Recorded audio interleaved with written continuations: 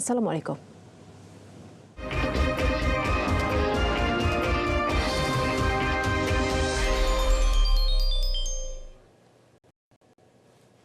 Salam sejahtera dan salam Malaysia Madani. Bersama saya Jovinia Jimlajim dalam Berita Pagi Sabah edisi Selasa 23 April. Hari pertama persidangan DUN Sabah semalam membahaskan ucapan dasar kerajaan yang disampaikan oleh Yang di-Pertua Negeri Tun Johar Datuk Mahiruddin 18 April lalu.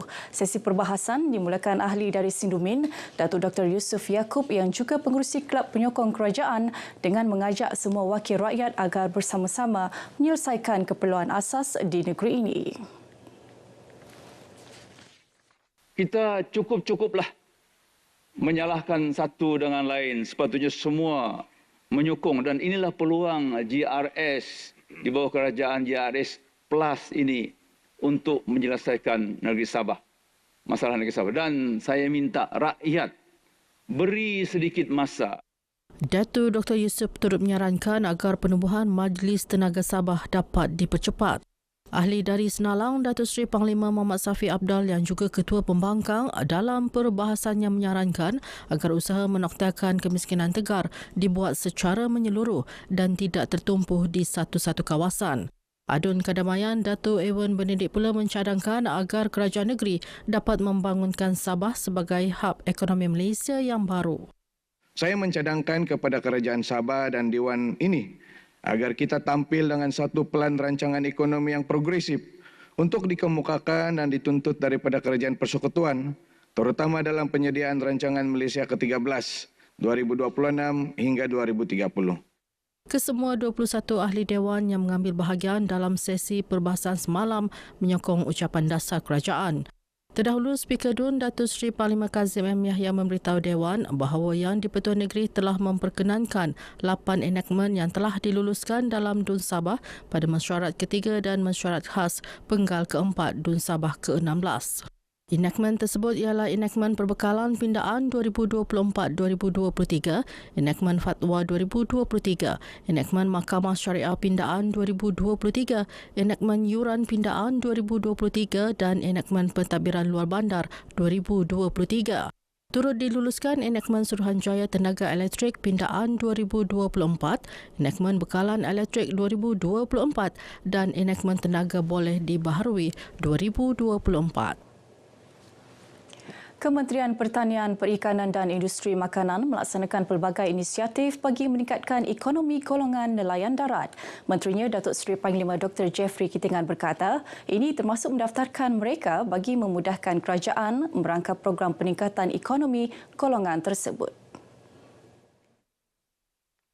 Inisiatif melaksanakan sistem tagal dan kita juga berusaha untuk menambah jumlah kawasan tagal yang bertujuan untuk mengurus populasi ikan dengan baik dan meningkatkan hasil tangkapan ikan. Selain itu, pelaksanaan tagal ekopelancongan. Datuk Dr. Jeffrey menjawab persoalan aduan terlupit Datuk Johnny Bonjai Kurum mengenai usaha kerajaan negeri membantu nelayan darat meningkatkan ekonomi mereka.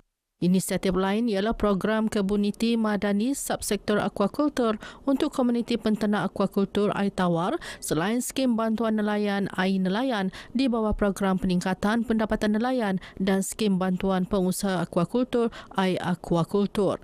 Setakat ini terdapat 2,564 nelayan darat di negeri ini. Kementerian Pembangunan Perindustrian dan Keusahawanan giat menggalakkan pembangunan sektor perindustrian, seterusnya menggalakkan pertumbuhan pelaburan dalam rantaian ekonomi.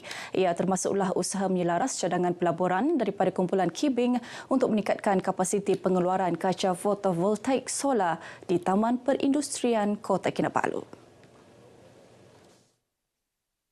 Menteri Pembangunan Perindustrian dan Keusahawanan Datuk Pong Jinja berkata ia melibatkan pelaburan tambahan kira-kira 700 juta ringgit dan mewujudkan sehingga 600 peluang pekerjaan baru.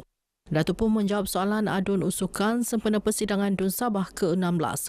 Menjawab soalan tambahan adun Senalang, Datuk Pong memaklumkan kumpulan Kibing telah menyediakan 1,661 peluang pekerjaan di Sabah. Sementara itu, dalam persidangan sama, Pembantu Menteri Kerajaan Tempatan dan Perumahan, Datuk Isnin Ali Yasnin memberitahu kerajaan tidak merancang untuk memperkenal skim sewa beli rumah PPR Bubulia kepada mangsa kebakaran dari Kampung Simunul, Kampung Air dan Kampung Bangau-Bangau yang kini ditempatkan di rumah PPR tersebut. Ketika ini, konsep yang digunakan hanya secara sewa sahaja dan kerajaan juga tidak bercadang untuk mengeluarkan mangsa dari PPR tersebut. RM2 juta diperuntukkan bagi pelaksanaan program jualan madani koperasi JMK di seluruh negara. Ia merupakan usaha berterusan KUSKOP dalam menangani kos sara hidup rakyat. Peruntukan ini digunakan untuk membiayai diskaun sehingga 20% dan pada program-program tertentu sehingga 30% supaya rakyat menikmati harga berpatutan, harga yang lebih rendah. Setakat ini, pelaksanaan JMK berjaya meningkatkan hasil jualan koperasi secara purata sebanyak 45%. Beliau berkata demikian kepada media selepas merasmikan Majlis Perasmian Pejabat SKM Wilayah Pantai Barat Utara di Kota Kinabalu. Dalam majlis ini, Datuk Iwan memuji usaha Suruhanjaya Koperasi Malaysia SKM mengembangkan perkhidmatan dengan memindahkan Pejabat SKM Wilayah Pantai Barat Utara PBU ke lokasi lebih strategik iaitu di sebuah pusat beli belah di Manggatal. Katanya ia menunjukkan kemampuan dan komitmen SKM yang sentiasa berusaha memberi perkhidmatan terbaik kepada masyarakat setempat. Dalam perkembangan berkaitan, Datuk Iwan memaklumkan SKM akan melaksana program Jom Jelajah Koperasi Jejak pada Mei depan. Ia merupakan program rancangan perniagaan koperasi dalam industri hospitality, penjagaan kesihatan dan kraf melalui aktiviti promosi dan pemasaran produk koperasi. Kerajaan negeri memperuntukkan RM1.6 juta bagi menaik taraf tamu pekan Apin-Apin Keningau. Kerja-kerja menaik taraf yang dijangka disiapkan dalam tempoh 8 bulan ini bakal memberi keselesaan kepada 218 penjajah. Terima kasihlah kerajaan bagi peruntukan untuk kasih baik pulih ini bangunan lama lah. Lagipun sudah usangkan, kasih cantik sikit, okeylah. Suatu impian kami yaitu terlaksana sudah itu bangunan tamu Apin-Apin yang perlu diperbaiki karena sudah begitu perlu dibaikilah banyak kerusakan. Tamu pekan Apin-Apin yang ada sekarang ini telah pun usang dan kerajaan amat prihatin terhadap rakyat dan juga para peniaga-peniaga pegerai-pegerai yang ada di pekan Apin-Apin ini. Beliau ditemui media selepas merasmikan sambutan Pesta Kaamatan peringkat Mukim Apin-Apin, Bunga Raya dan Merampung di Keningau. Ketika berucap katanya pemilihan tema sambutan kaamatan melangkaui keterjaminan makanan amat signifikan agar negeri ini terus dilimpahi pelbagai rezeki pembangunan kepada rakyat, terutamanya melalui hasil pertanian demi kelangsungan hidup. Program Turun Padang mendekati masyarakat antara pendekatan polis Keningau untuk membendung kegiatan jenayah di daerah itu. Pendekatan itu sekaligus menterjemahkan tema polis dan masyarakat berpisah tiada yang dikekalkan sempena sambutan Hari Polis ke-217 tahun ini.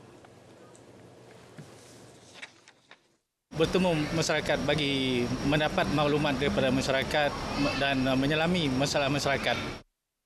Beliau ditemui RTM dalam Karnival Pencegahan Jenayah dan Kempen Derma Darah sempena Hari Polis ke-217 di Keningau. Program dijayakan bersama Agensi Anti Dadah Kebangsaan AADK Keningau, Lion Club Keningau, Unit Transfusi Tabung Darah Hospital Keningau dan Rela. Supaya badan-badan NGO yang ada di daerah Keningau ini dapat membantu pada bila-bila masa sekiranya ada anjuran-anjuran seperti inilah.